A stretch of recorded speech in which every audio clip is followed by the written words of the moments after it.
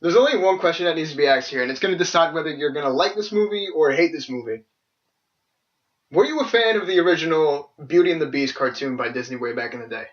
Yes, ladies and gentlemen, Beauty and the Beast. Welcome back to another review from Scuba Sitch, yours truly, from the fifth row.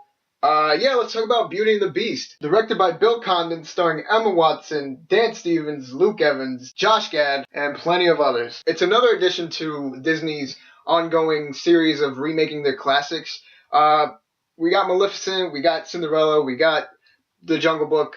I think Maleficent is the weakest one of the bunch, but yeah, they've been on a very good record so far. The last movie, Jungle Book, what they did with that movie, they took a movie that was okay and turned it into something amazing. I still remember that was the first review we did for this channel, and I was buzzing from that movie. Like 12 CG times. Is just, I had to say it multiple times. CG in this movie is incredible. So the challenge for Beauty and the Beast is, how do you take a movie that was amazing already and take it to the next level, like what they did with The Jungle Book? And the answer is simple. You don't. Because you don't need to. For the most part, this movie is exactly the same as the original. I think most of us knew that going in. There's no reason to change a classic. There's no reason to change a formula here. We got the same thing in Cinderella, although I didn't see it. I heard it was the same thing. What we got in Jungle Book was sort of the same. I think that the story was expounded better. If they did change things up, they run the risk of losing fans and having people be like, oh, what is this? What is this? What have you done to the original? What have you done to Beauty and the Beast? So I think that they pulled this off well. There's no reason to change a classic. Despite this movie being exactly the same as the original, I think that this movie expounds the story a whole lot better. The relationships between characters are stronger. I feel like the characters themselves are stronger. There's a bit more to each character. In the original, he was kind of just a character that was flung around by Gaston every now and then. He was kind of the comedy factor. But yeah, even LeFou gets more to his character in this movie, and this movie does that pretty well. It gives a little bit of backstory to everything, and like I said before, it just expounds on virtually everything that was done so well about the original. And look, let me be the first to say that I was kind of skeptical as I was watching this movie.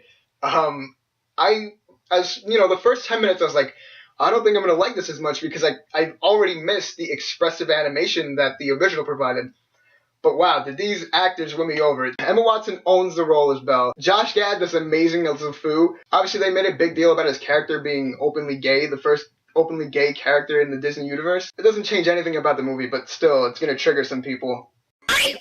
Luke Evans, for me, stole the show. He was so...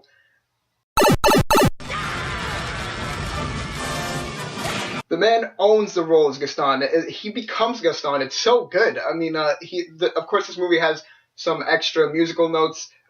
There's some taken out, of course. And I feel like every time Gaston or Luke Evans is on screen as Gaston, he owns the role.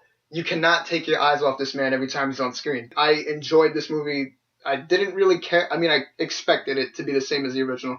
But yeah, I had a blast with this movie. There's nothing else I could really say about it. In summation, there's no point in fixing what's not broke. 8 out of 10 for me for Beauty and the Beast. Alright, would you look at the time? I'm Scuba Sitch from the fifth row. If you enjoyed this review, subscribe, like, comment, do all that jazz. My name's Scuba Sitch. I'm gone.